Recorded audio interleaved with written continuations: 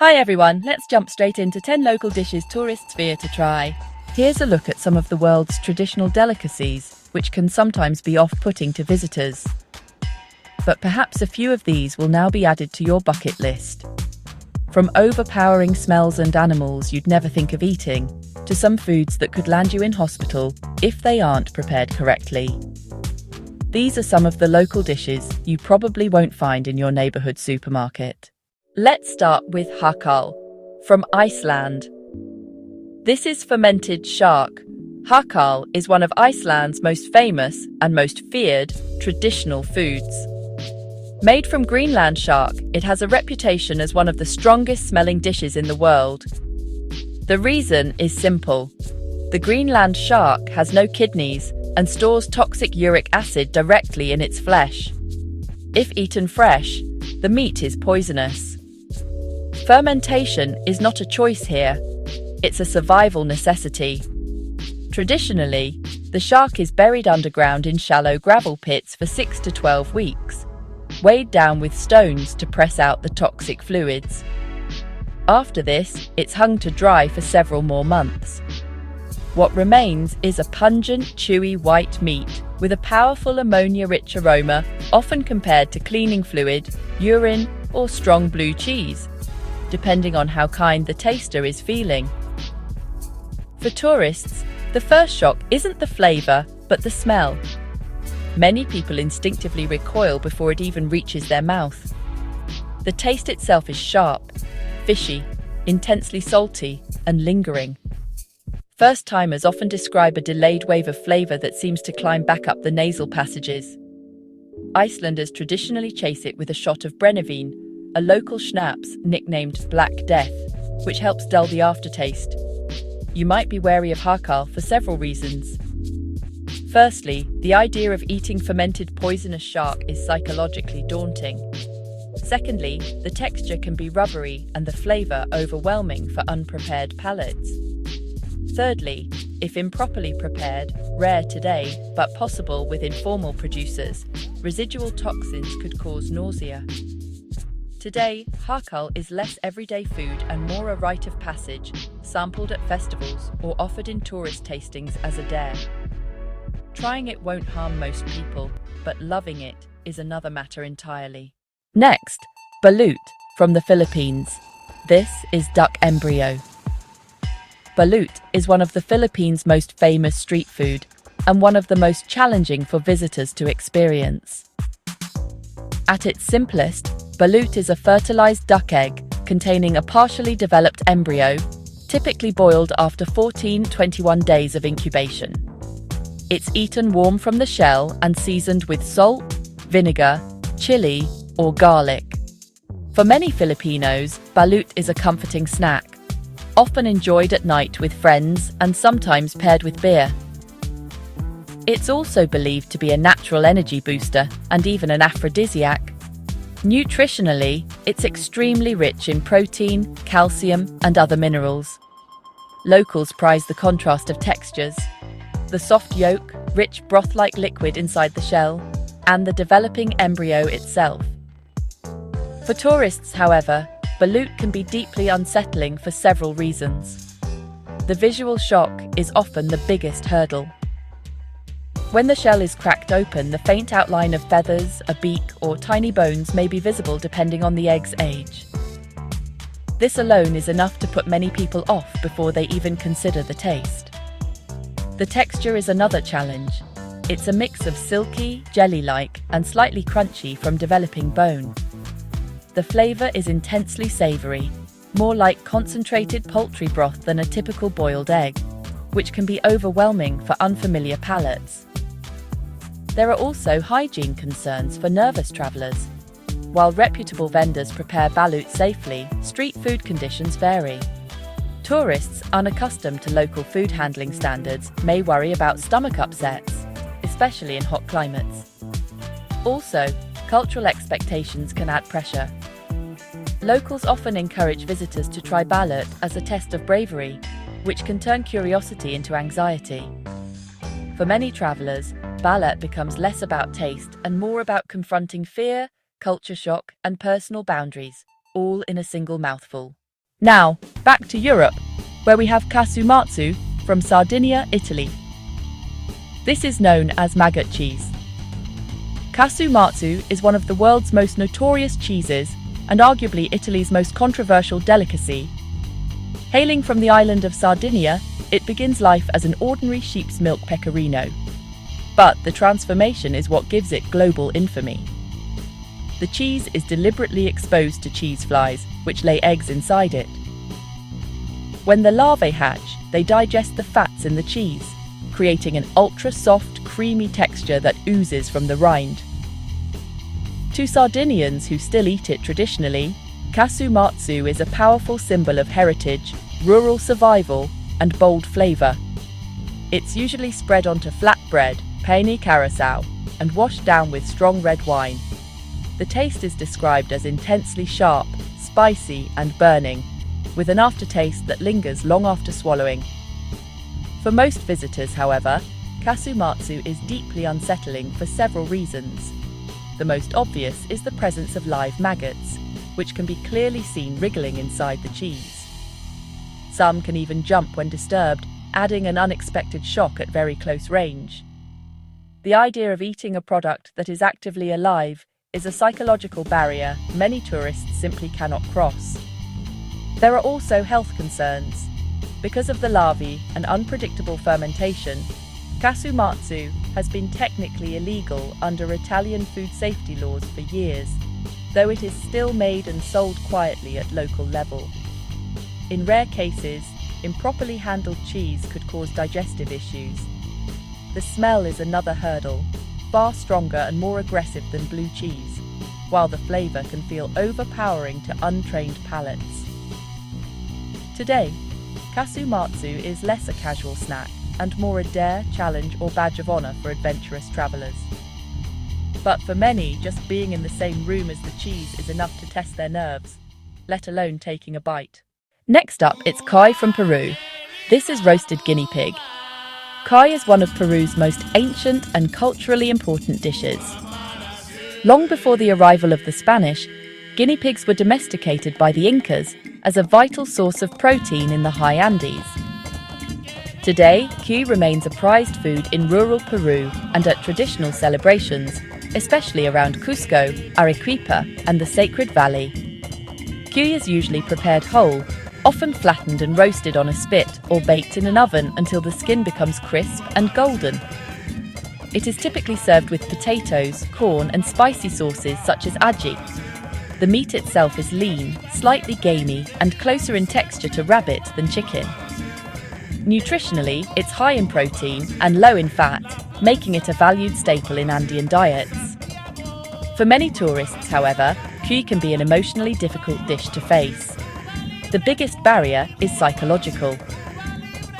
In Europe and North America, guinea pigs are beloved household pets, not livestock. Seeing a familiar, cute animal presented whole on a plate, head, teeth, and tiny feet still intact, can be genuinely shocking and upsetting for first-time visitors. The appearance is often the most unsettling part. Unlike neatly filleted meats, cuy is recognizably an animal, which forces diners to confront the reality of what they're eating. The texture can also surprise people. The skin is very crunchy, while the meat underneath is dense and bony, requiring careful eating. There are also hygiene concerns for nervous travelers.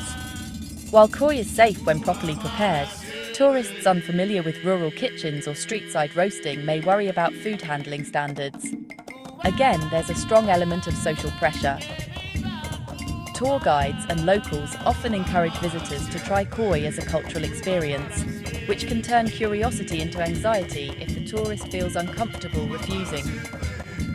For adventurous eaters, cuy is a powerful taste of authentic Peru. For others, the emotional leap is simply too great, no matter how traditional the dish may be. Then there's surströmming from Sweden. This is fermented Baltic herring. Surströmming is Sweden's most infamous food and one of the strongest smelling dishes on earth. Made from Baltic herring that has been lightly salted and left to ferment for months, it is traditionally eaten in late summer, especially at outdoor gatherings in northern Sweden. The name literally means sour herring, and it delivers exactly that, at full volume. The fermentation process begins shortly after the fish is caught in spring. Because relatively little salt is used, bacteria continue to break down the fish inside sealed tins, producing gas.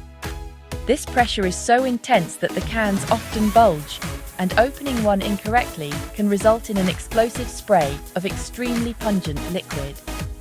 For this reason alone, surströmming is almost always opened outdoors, sometimes even underwater to contain the smell. When served properly, surströmming is flaked and eaten with tunnbröd, thin flatbread, boiled potatoes, red onion, and sour cream. In this context, locals describe the flavor as salty, sour, and umami-rich, strong but balanced by the accompaniments. For tourists, however, surströmming is often a sensory nightmare. The smell is the primary deterrent. It's commonly compared to rotting fish, sewage, sulfur, or intense ammonia. Many first-time sniffers gag instantly, long before they even consider tasting it. The appearance, soft, pale fish soaked in cloudy brine, does little to help. The taste is also overwhelming to untrained palates, aggressively salty, acidic, and intensely fishy in a way few other foods match. Even adventurous eaters often struggle to swallow their first bite. There are also social traps. Tourists are sometimes dared to try surströmming without proper preparation, straight from the tin, indoors, and without bread or potatoes, leading to a predictable reaction. But for Swedes, surströmming is about tradition, seasonality, and shared experience.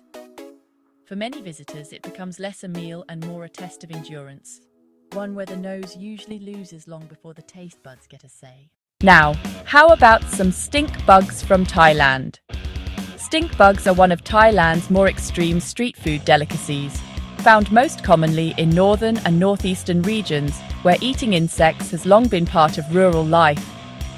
Known locally by various names depending on species, these shield-shaped insects are usually fried whole, sometimes with garlic, chili, or soy seasoning, and sold in markets alongside crickets, silkworms, and grasshoppers.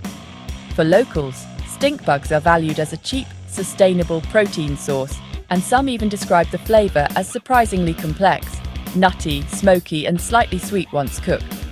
They're often eaten as a crunchy snack with beer, particularly during insect season after the rains when they are most plentiful. For tourists, however, stink bugs often rank among the most unpleasant foods to encounter. The first barrier is the smell, which gives the insect its English name. When threatened, or sometimes even when cooked, they can release a strong odor ranging from coriander and diesel to burnt rubber. To first-time visitors, that aroma alone is often enough to trigger instant revulsion. The appearance is another major hurdle. Stink bugs are fried whole, meaning diners clearly see the legs, wings, and body shape. For travelers raised on neatly trimmed cuts of meat, this can feel confronting and even disturbing. The texture adds another challenge. The shell is brittle and crunchy, but the inside can be soft and slightly oily, an unfamiliar contrast that some find deeply unpleasant. There are also psychological fears at play. Many tourists associate bugs with dirt, disease, or infestation, even though cooked stink bugs are safe to eat when properly prepared. This mental block is often harder to overcome than the actual taste. Also, tourists may worry about hygiene and food safety, especially when buying insects from open street stalls in hot weather. While local vendors know how to prepare them safely, nervous travelers may fear stomach upsets. For adventurous eaters, stink bugs are a dramatic example of Thailand's culture. For many visitors, though, the smell, sight, and texture combine into a culinary challenge they'd rather admire from a distance than put in their mouths. In the UK and Ireland, there's black pudding, or blood sausage. Black pudding is one of the most traditional and divisive foods in the UK and Ireland. Often described simply as blood sausage, it's made from pig's blood mixed with oats, fat, and spices. then shaped into thick sausages and sliced before frying. It's been eaten for centuries as a way of using every part of the animal, especially in rural communities where waste was unthinkable. Today, black pudding is a staple of the full English, Irish, Welsh, and Scottish breakfast, and is also served in modern dishes with scallops, apples, or mashed potatoes. Regional varieties are fiercely defended, with Stornoway black pudding from Scotland and Irish black pudding among the most famous. When cooked well, the outside becomes crisp, while the inside stays soft and rich, with a deep savoury flavour similar to highly spiced meat and iron-rich liver. For many tourists, however, black pudding can be deeply off-putting. The biggest hurdle is the idea of eating congealed blood. In many cultures, blood is strongly associated with injury or danger, making the concept instinctively unpleasant before the food is even tasted. The appearance can also be unsettling. When sliced, black pudding reveals a dark, almost jet-black interior that can resemble burnt food or something spoiled.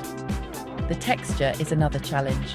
Soft and crumbly inside, but greasy and crisp on the outside, which some find heavy and overwhelming, especially at breakfast time. There are also flavour shocks.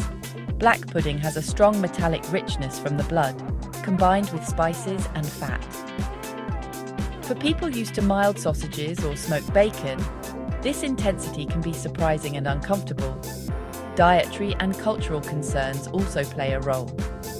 Some tourists avoid it for religious reasons, while others simply feel uneasy eating something so closely linked to slaughter. For locals, black pudding is a comforting classic and a symbol of traditional cooking. But for visitors, it can feel like crossing a psychological line, a forkful that forces them to confront how differently cultures define what counts as normal food. How about some snake wine from Vietnam? Snake wine is one of Vietnam's most striking and controversial traditional drinks. Made by steeping a whole snake, often a cobra or viper, in rice wine or grain alcohol, it is believed to transfer the snake's strength and vitality into the liquid. In some versions, the snake is drowned alive in alcohol. In others, its blood and gall are mixed directly into a shot before drinking. The bottle is then sealed and left to infuse for months, sometimes years. In Vietnamese folk medicine, snake wine is said to boost circulation, improve virility, ease joint pain, and increase energy. It is most commonly found in rural areas and tourist markets, where bottles containing coiled snakes, scorpions, and herbs are displayed as much for visual shock as for consumption. To locals who believe in its medicinal value, it's a respected remedy rather than a novelty drink. For tourists, however, snake wine can be deeply unpleasant on several levels. The visual impact is often the biggest hurdle. Seeing a whole preserved snake, fangs, head, and scales intact, floating in alcohol can be disturbing, especially for those with a fear of reptiles. For many visitors, the idea of drinking the essence of a snake feels more like a dare than a cultural experience. The taste is another challenge. While the base is strong rice alcohol, the infusion adds a bitter, earthy, sometimes fishy flavor that can be harsh and medicinal. The smell can also be sharp and musky, very different from familiar spirits like vodka or whiskey. There are also health and safety concerns. Tourists may worry about the origin of the snake, hygiene standards, or improper preparation. In rare cases, venom proteins can survive in poorly made versions, posing potential risk. Ethical discomfort also plays a role. Some travelers feel uneasy about the killing of snakes for novelty consumption, especially endangered species. For adventurous visitors, snake wine is a dramatic symbol of Vietnam's traditional medicine culture. For many others, it's an unsettling mix of fear, flavor shock, and moral unease, best admired from a distance rather than swallowed in a shot. Now we present fugu from Japan. Also known as pufferfish. Traditionally, fugu is served as ultra-thin sashimi slices, known as tessa, arranged in delicate chrysanthemum patterns in hot pots, called nabe, or sometimes lightly fried. Ironically, despite all the drama surrounding it, the flavor itself is very mild, clean, subtle, and slightly chewy, more about texture than strong taste. For Japanese diners, the appeal lies as much in the controlled danger and prestige as in the eating itself. For tourists, however, fugu can be unpleasant and frightening for several reasons. The most obvious is the risk of death. Even though licensed restaurants are tightly regulated and modern fatalities are extremely rare, the knowledge that a single mistake could be fatal creates intense psychological pressure. Some diners find it impossible to relax or enjoy the meal. The texture can also be challenging. Fugu sashimi is firm, elastic, and almost rubbery, which can feel strange to those expecting softer raw fish like tuna or salmon. The flavor, being so understated, may feel disappointing after all the suspense and high price. There are also ethical and safety anxieties. Tourists may worry about whether the restaurant is truly certified, especially in unfamiliar areas. In rare illegal or home-prepared cases, poisoning still occurs each year in Japan. Also, the cost can add to the unease. Fugu is often extremely expensive, making any disappointment feel magnified. Fans of The Simpsons may recall what happened to Homer when he tried fugu. But for locals, fugu represents mastery, tradition, and trust in the chef's skill. For many visitors, however, it can feel like a nerve-wracking gamble, where fear overshadows flavor and danger is part of the dining experience. Finally, let's try some mopane worms. From southern Africa, mopane worms are one of the region's most important traditional foods, eaten widely in Zimbabwe, Botswana, Zambia, Namibia, and parts of South Africa. Despite the name, they are not actually worms but the caterpillar of the emperor moth, which feeds exclusively on the leaves of the mopane tree. For generations, mopane worms have been a vital seasonal source of protein, harvested in huge numbers during the rainy months. After being collected, the caterpillars are typically degutted by hand, then either sun-dried for storage or boiled and fried with onions, tomatoes, chili, and spices. When cooked fresh, they are soft and meaty inside with a slightly chewy skin. When dried, they become hard and crunchy and are often rehydrated before cooking. Nutritionally, mopane worms are extremely rich in protein, iron, calcium, and healthy fats, sometimes containing more protein than beef. For tourists, however, mopane worms can be deeply unpleasant for several reasons. The most immediate barrier is the appearance. The caterpillars are large, often as thick as a finger, and clearly recognizable as insects, complete with ridged bodies. For visitors raised with a strong cultural taboo against eating insects, this visual alone can trigger instant revulsion. The texture is another shock. Fresh mopane worms can burst slightly when bitten, while dried ones are leathery and chewy. This unfamiliar mouthfeel is difficult for many first-time eaters to tolerate. The flavor is strong and earthy, often described as smoky or gamey, which can feel overwhelming without cultural context. There are also hygiene anxieties. Tourists unfamiliar with open-air markets may worry about food handling, dust, or insects during preparation, even though locals have long established safe methods of processing and cooking. Psychological discomfort plays a major role too. Watching the worms being prepared, especially the degutting process, can be unsettling for visitors who associate insects with pests rather than food.